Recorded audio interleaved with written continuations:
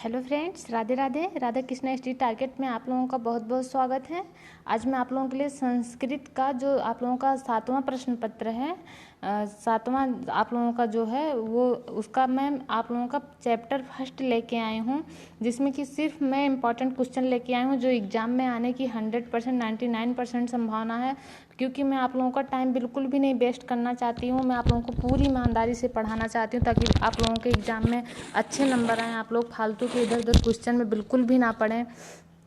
तो मैं आप लोगों के लिए सिर्फ जो इम्पोर्टेंट क्वेश्चन है एग्ज़ाम के लिए मैं वही लेके आ रही हूँ, बाकी के बेकार वाले क्वेश्चन नहीं। क्योंकि अब एग्ज़ाम पूरा एकदम से 1 सितंबर में आने वाला है, तो ज्ञान लेने की तो कोई टाइम बचा नहीं कि आप लोग ज्ञान के लिए पढ़िए। तो आप लोग एग्ज़ाम के लिए पढ़िए तो वही सही है। अब इस टाइम ज्ञान के लिए तो जब एग्ज़ाम 4-5 महीने रहे तब आप लोग पढ़ा करिए। शुरुआत में तो सही है, लेकिन अब एग्ज़ाम के बेस से बिल्कुल आप लोग तैयारी कीजिए, क्योंकि एग्ज़ाम बिल्कुल सर पे आ रहा है।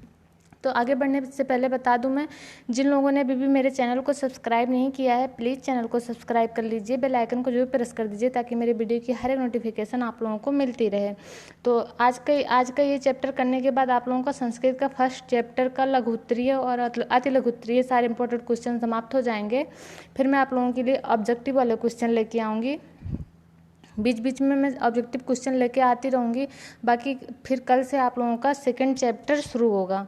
तो चलिए देखते हैं कौन सा क्वेश्चन है। संस्कृत भाषा में ध्वनि का क्या अर्थ है? किसी भी भाषा को सीखने के लिए उस भाषा के ध्वनि तत्वों को समझना अत्यंत आवश्यक है। ध्वनि तत्व जैसे जो मुख से निकलता है। ध्वनि का अर्थ उस भाषा के संकेतों से विश्व की हर एक भाषा के कुछ प्रतीक संकेत होते हैं, उनके ज्ञान से उस भाषा को समझा जाता है, पहचाना जाता है।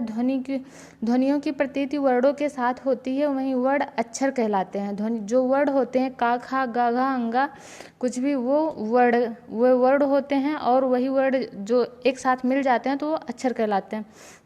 ध्वनि का प्रयोग 2 अर्थों में किया जाता है। प्रथम व्यक्त रूप, जो वर्ड को ही ध्वनि मानते हैं, वर्ड को ही, जैसे का बोले तो वो ध्वनि निकल रही है मुख से।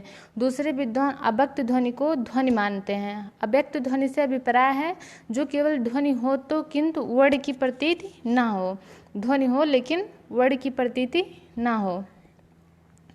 तो मैं आप लोगों को बता दूं, ध्वनि आप लोग देख सकते हैं, ध्वनि को व्यक्त अव्यक्त, आप लोग ये फिगर बिल्कुल भी ध्यान रखिएगा अपने माइंड में। अगर ये फिगर आप लोग बनाते हैं तो एग्जाम में आप लोगों को बहुत अच्छे से नंबर मिलेंगे।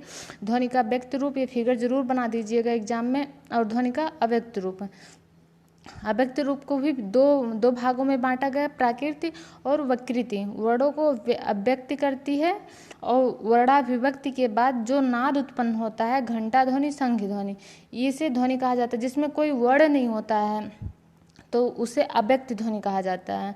जिसमें जैसे घंटे की आवाज़ सुनाई पड़े तो उसमें कोई का खा गा घा अंगा कुछ कोई वर्ड यूज नहीं है, तो वो घंटा ध्वनि या संघ, उसे अव्यक्त ध्वनि कहा जाता है। तो आप लोग ये फिगर, ये जितना बना है आप लोग इसे एग्जाम में ज़रूर बनाइएगा, क्वेश्चन आएगा तो, क्योंकि इससे काफ़ी एग्जाम के ऊपर इफेक्ट पड़ता है, एग्जामिनर के ऊपर। और वो आप लोगों को अच्छा खासा 2 नंबर का क्वेश्चन आने वाला है। अगर 2 नंबर का आएगा तो आपको पूरा का पूरा 2 नंबर मिलेगा।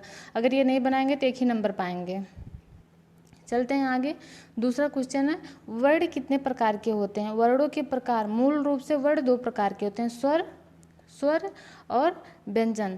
तो मैं आप लोगों को बता दूं, संस्कृत भाषा में कुल स्वर 21 हैं और व्यंजन 25 व्यंजन हैं। संस्कृत भाषा में कुल स्वर 21 हैं, स्वर की संख्या 21 है, और व्यंजनों की संख्या 25 है। स्वर वर्णों का उच्चारण स्वतंत्र रूप से होता है। स्वर जो वर्ण होते हैं उन लोगों का उच्चारण स्वतंत्र रूप से होता है, किंतु व्यंजन के उच्चारण में स्वरों की सहायता लेनी पड़ती है। जैसे जो व्यंजन स्वर हैं, जो व्यंजन वर्ण हैं, उनका उच्चारण करने के लिए हमें स्वर की सहायता, जैसे हम लोग का कह रहे हैं, का, तो स्वर आ है तो का लास्ट में आ रहा है, का, तो वो उसकी सहायता हो रही है। स्वर की सहायता से हम लोग व्यंजन शब्द को बोल पा रहे हैं।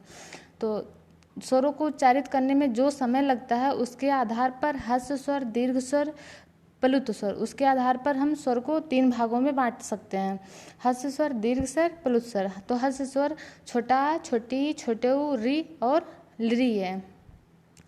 ये बटाई इस प्रकार से हुई जैसे उच्चारण में जितना समय लगता है, बोलने में जो समय लग रहा है उसी हिसाब से इसे बांटा गया है। तो दीर्घ स्वर है ह्रस्व स्वर, जिसे एकदम जैसे बीच का समय लगता है, मिडिल का, तो उसे ह्रस्व स्वर आ ई उ री लिरी।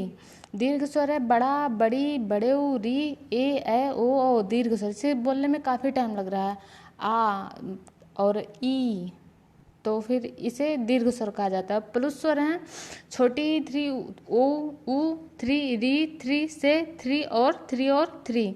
तो इसमें आप लोगों का देख सकते हैं कि बहुत ही कम समय जैसे लगता है, और इसे आप मतलब वैसे भी बोल सकते हैं, तो इसे प्लुस स्वर का। तो संस्कृत में स्वर को 3 भागों में बांटा गया, ह्रस्व स्वर, दीर्घ स्वर और प्लुस स्वर। और मैं आप लोगों को बता दूं व्यंजन जो हैं, व्यंजन को भी, जो व्यंजन होते हैं, व्यंजन को भी बांटा गया है कई भागों में। तो आप लोग एक अंतस्थ व्यंजन होता है और एक ऊष्म व्यंजन होता है। एक अंतस्थ व्यंजन होता है और एक ऊष्म व्यंजन होता है, एक ऊष्म व्यंजन होता है। तो अंतस्थ व्यंजन जो है उसकी संख्या 4 है। अंतस्थ व्यंजन की संख्या 4 है, या रा ला वा, ये है आप लोगों का अंतस्थ व्यंजन। और ऊष्म व्यंजन होगा बड़ा सा, खट्टी सा, छोटा सा और हाँ, ये आप लोगों का ऊष्म व्यंजन होगा। व्यंजन को भी, क्योंकि ये भी एग्जाम में काफ़ी बार पूछा जाता है, अंतस्थ व्यंजन किसे कहते हैं, ऊष्म, और या फिर आप लोगों को संख्या पूछ लिया जाएगा कि अंतस्थ व्यंजन की संख्या कितनी होती है, ऊष्म व्यंजन की संख्या कितनी है, ये भी पूछ सकता है। अंतस्थ व्यंजन जो 4 हैं उससे लिखिए, या ऊष्म व्यंजन जो हैं उससे लिखिए। तो आप लोगों को ये बिल्कुल आप लोग ध्यान रखिएगा। तो फ्रेंड्स, आज के लिए बस इतना है। आप लोग का ये लघुत्तरीय क्वेश्चन समाप्त होता है, जो कि इम्पोर्टेंट क्वेश्चन है। बाकी में जो बाकी क्वेश्चन है इम्पोर्टेंस नहीं दिख रहे थे हमें, तो हमने उसे लेके मैं नहीं आई हूँ। तो अगर आप लोगों को ऐसे ही अपनी एग्ज़ाम की अच्छे से तैयारी करनी है, एग्ज़ाम में अच्छे परसेंटेज लाने हैं, तो बने रहिए हमारे राधा कृष्ण स्टडी टारगेट के साथ, क्योंकि मैं सिर्फ आप लोगों को एग्ज़ाम के बेस से ही पढ़ाऊँगी इम्पॉर्टेंट क्वेश्चन। अगर वीडियो पसंद आई हो तो फ्रेंड्स वीडियो को लाइक, सब्सक्राइब और शेयर ज़रूर कीजिएगा। आज के लिए बस इतना ही।